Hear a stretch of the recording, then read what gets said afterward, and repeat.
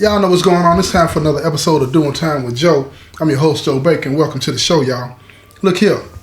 In the penitentiary, when you have a problem with somebody, you got to ask for that one, right? And when I say one, I mean one-on-one, inside the cell, me and you. Let's get them up. Ain't no playing. It's just me and you.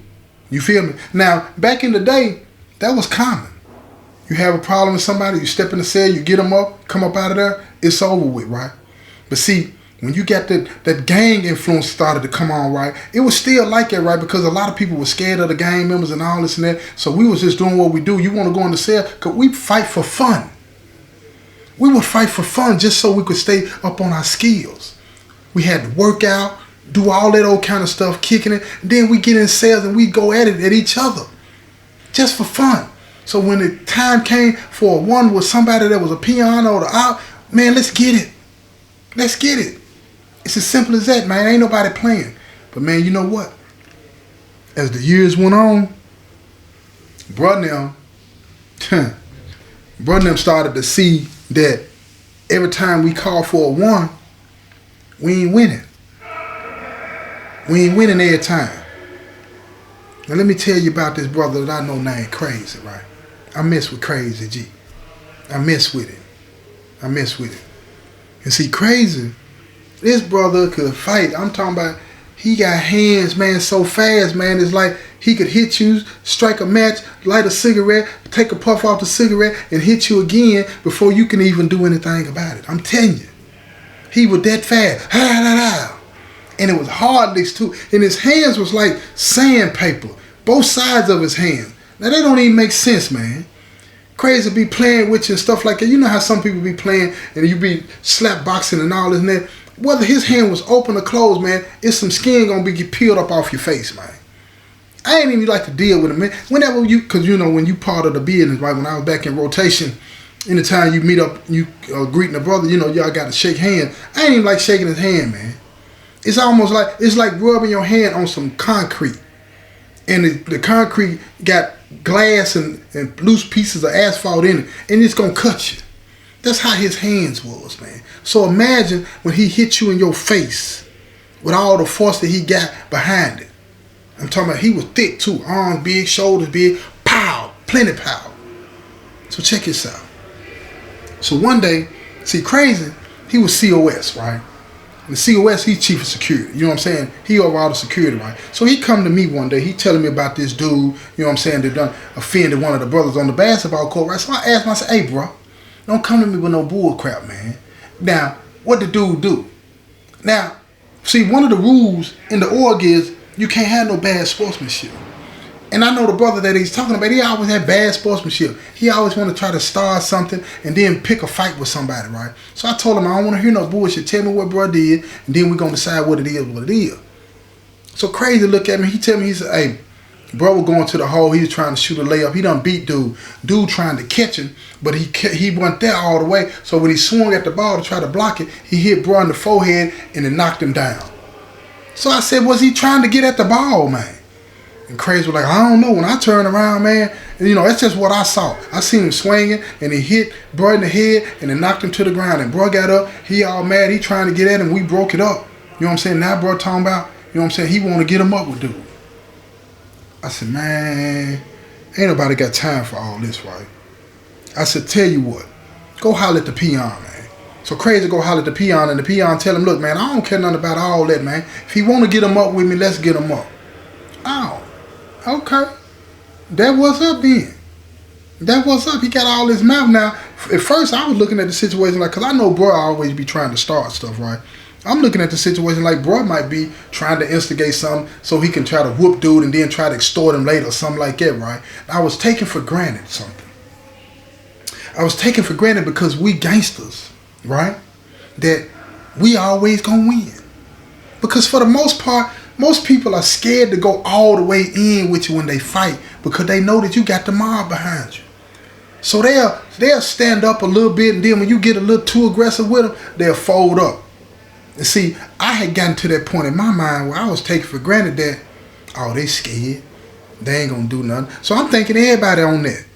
I'm thinking anybody that wasn't part of the business, whether they affiliated with something else or not, when it comes to the folks, they going to get out the way.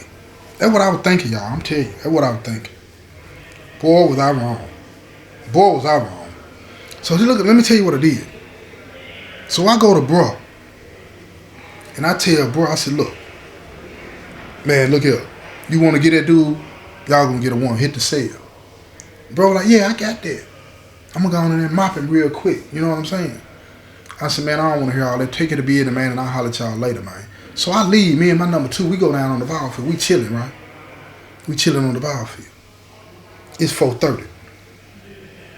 By 5 o'clock, we hear everybody hollering, the police hollering, lockdown, everybody report back to your unit. I'm thinking, oh shit, bro done put in work. You done knocked dude out or something, done hurt him bad or something up there. You know what I'm saying? Ain't no telling. Bro might have stuck him or something, had a pocket knife or whatever. He ain't supposed to have no pocket knife, because when you get ready to go on the sale on the one, everybody got to get shook down and patted down, you know what I'm saying, about who they come with, right? So to make sure ain't nobody going in the room with no pocket knife, right? But again, you never know. Folks be sneaky, I tell you now. So we getting back to the units. When we get back to the unit, I'm walking up the sidewalk, I see a gurney going across. It's like some nurses and a couple of officers, and they jogging beside the gurney, you know, not real fast, but they jogging beside the gurney, pushing the gurney toward the clinic. And I'm looking, I said, and my number 2, he right beside me, you know, we live in the same building, connected building anyway, so we going in the same direction. I said, bro, is that little bro right there? And he looking and I'm looking, and we can't really tell because, you know, the officers and the nurses, they're jogging beside the gurney. You can't really tell, but then you getting glimpses and stuff. I said, man, they look like bruh. And my number 2 was like, nah, that ain't him. That can't be him, man. It can't be him. I said, man, they look like bruh on that gurney, man. So we kept on walking. I got to the unit first. I went on in and he went on, you know what I'm saying? We, you know what I'm saying, did our salutations and all this and that, right? And I said, man, I'll holler at you, man, when they get us up off this lockdown, man. You know what I'm saying? 1. He went on about his business. He said, 1. There it is. I got on in the unit. When I get in the unit, it's some other brothers in there talking crazy. I said, man, where is Crazy at? So Crazy come out the cell. He got this old somber look on his face. And then about that time, I see the peon coming out the shower. He got the towel on, you know, he got a towel around the neck, got a towel wrapped around his waist, but he got on shorts too, you know what I'm saying? He got his boots on, because, you know, when you're in the regular penitentiary, you know what I'm saying, you ain't doing no mobbing with no shower shoes, so he got his boots on and all this and that, and he walking like he just full of confidence and all this and that. I look at Crazy, I look at him, I say, hey, bro, man, what happened, man? Hey, bro, this what Crazy, this how he say, hey, bro, man, let me holler at you in the cell, man. Now, I'm going to paint a picture for you. You got all these peons sitting out at the table. You got other affiliations sitting out at the tables and walking around the pod in uniform. Because they locked us down. They told us to report back to the unit. So we locked in the unit. We're not locked in our cells, right? So everybody is watching. It's almost like it got silent. Like they were waiting on me to come in. When I come in, Crazy, man, bro, let me holler at you in the cell, man. So we go in the cell. When we get in the cell, I reach and grab my remote control, turn the TV on, and I sit down so I can, you know, look at the TV while he's talking to me, right? I said, man, what's up? Was that bro? He was like, yeah, man, that was bro, man. I said, what happened? He said, man, all I know, man, after we patted him down and they went in the cell, man, it didn't last 5 minutes, man. He was all over, bro, man. I said, what? He like, yeah, he said, hey, bro, he said, I was looking through the window, man, and I'm watching him, man. Bro was trying to stand in there with him, man, but, man, dude was hitting him so fast and so hard, and then he flipped him, then he had him down on the ground, he running his knee in his face and all of that. Bro started hollering and crying, man. I had to beat on the door and tell him, look here, get up off of him. And, man, the peon got up off of him and came and unlocked the door, man. And then we went in there and got bro is unconscious, man.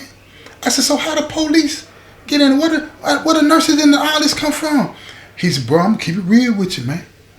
Man, I threw water on him and everything, man. He wouldn't wake up. I said, is he dead? Because now I'm thinking, oh, my God, man, how we going to explain this away? You know what I'm saying? Because that's how raw it is, man. Now you got to go to another level of thinking. Do we got up out of here? You feel me? He was like, no, man, I checked his pulse. He got a pulse and he was breathing. He wouldn't wake up. I said, man, he wouldn't wake up at all. He said, no. I said, did he have any gashes on him? He said, man, he had gashes everywhere, man. I told you, man, dude threw him on the ground and was driving his knee in his face, man. He was out. He was gone, man. I said, now I'm thinking in my mind, I'm like, so you let bro get whooped. What did you do? He said, man, it was a one, man. It was a one. They getting them up like that. Hey, win or lose, man. It is what it is. We got to live with the decision, man. Got to live with the decision. See, now my mind went to another level. I'm sitting here thinking, now everybody gonna try us. And I'm like, hey, that can't happen. Because that's just what it is in here, man. When the piranhas, I'm telling you now, and the ops, peons, and this is the peon done whoop bro now. When they get to smelling blood in the water, they coming, man. Now, see, we got too many things going on at this particular time, man. I ain't got time to be worrying about somebody wanting to fight and all this and that, right? I ain't got time for all that. Just real talk. But you got to do something to stamp it out. So now, it's about 8 o'clock. They kept us on lockdown in the units, and the ambulance is coming back on the compound. It's got to be, bro. Ain't nobody else been out. So they bringing them back on the compound. Then we standing at the front door. We looking out the door. We see this fool walking back to the unit. Got his head wrapped up like he been in the war or something. You know how you got your head wrapped up, bandages all over the place and all this and that. He walking down the sidewalk like he just feeling good or something. I don't know, they gave him that morphine or whatever, but he walking down the sidewalk headed back to the unit. He get to the unit door. I said, hey, officer, you gotta let him in, man. He at the door, man. Bro, at the door, man. So the officer get up from behind the desk and said, man, y'all get away from the door. So we move away from the door. Officer opened the door, let him in. He come in. I said, hey, bro, let me holler at you, man, in the cell, man, real fast. He looked at me like ain't nothing happened. I said, all right then, bro. High as a kite. Then I hit him with that morphine. So we go in the cell, right? I said, bro, what happened? He just shaking his head back and forth, just rocking back and forth. Man, dude hit hard, man. He was faster than me, man. Before I knew it, I was out. I was unconscious. And I woke up at the hospital. I said, you was out all the way to the hospital? He said, bro, I woke up at the hospital, man. You know, they hit me with that dope, man. Shoot, I'm feeling good. I'm looking at him like, that's all you worrying about getting high. You talking about you sitting here feeling good. You done got whooped. You done embarrassed the organization, man. I said, man, I ought to smack you right now in your face. Hey, folks, look here, man. Man, dude just got me, man. He caught me slipping, knocked me out. See, when you the head, you got to think about way more than that. You got to think about the message that it sends. Now, it's almost like I could hear people laugh. Well, nobody laughing, but it's almost like I can hear them laughing at this situation. And that's when I said, okay. So I said, you cool with what happened, right? He was like, yeah. I said, well then, let me put something on you. You restricted from that basketball court for 6 months. That's just that on that. I ain't finna have you going through this no more. Plus, you got a concussion. You can't take another lick to your head. You done got beat up. You feel me? He cool with that because he's still high right now. You know what I'm saying? He lead the cell. So I tell all the brothers, you know what I'm saying, this got a position of authority. Y'all step in, man. And I told him, I said, look, ain't no more ones, y'all. Ain't no more one-on-ones, man. Bro, and them like, what you talking about, man? What you mean? I said, man, we ain't finna take no more losses like that. Whatever it take, if somebody get crazy with GD, you take them in the cell. You could trick them, whatever you got to do. I don't care. But you take them up in the cell and you whoop them. And when you whoop them, I mean you whoop them. Ain't no more losses going to be taken. Period. So, all the other organizations, they heard about what I had done. Ain't no more ones with the gangsters. So now, all of them said the same thing. Ain't nobody taking no more losses, no more. No more. Let me tell y'all something, y'all. Worst thing I could have ever done. Worst thing I could have ever done. Wanna know why? Everybody and their mama. Now, don't get me wrong. We had a lot of gangsters that had a lot of heart, but we had a lot of them that they ain't got the heart the size of a peanut. Don't know how to fight, but got all the mouth in the world. But now that they knew that they could cause all the ruckus they wanted to, and they weren't gonna have to worry about fighting nobody one-on-one. Oh, it was all kind of stuff every day. Folks having to whoop somebody. We going in the cell and beating up people all the time. At least twice a week, 3 times a week. Getting into fight. And that's when I realized something, y'all. I'm going to tell you something. That's when I realized that, a lot of these brothers be joining these organizations because they can't fight. Don't know how to fight. Don't know how to defend themselves. And bigger than that, they don't even bother to try to learn how to de-escalate a situation. Just join a gang. And the gang is going to defend you. But what you going to be sacrificing for that protection, it's going to be way more than you willing to deal with. You ain't going to understand it. So what you need to do, listen to me now. I know y'all ain't going to agree with me. Leave this lifestyle alone. Leave it alone. Before you find yourself in a situation where you do have to stand on your own and you don't know nothing about defending yourself. You don't know nothing about social graces and things like that. We got to learn to coexist with each other, y'all. No matter how much we might disagree with each other. We got to learn to coexist. This has been another episode of Doing Time with Joe. I'm your host, Joe Baker, and I say peace, y'all. I've been trying to breathe underwater.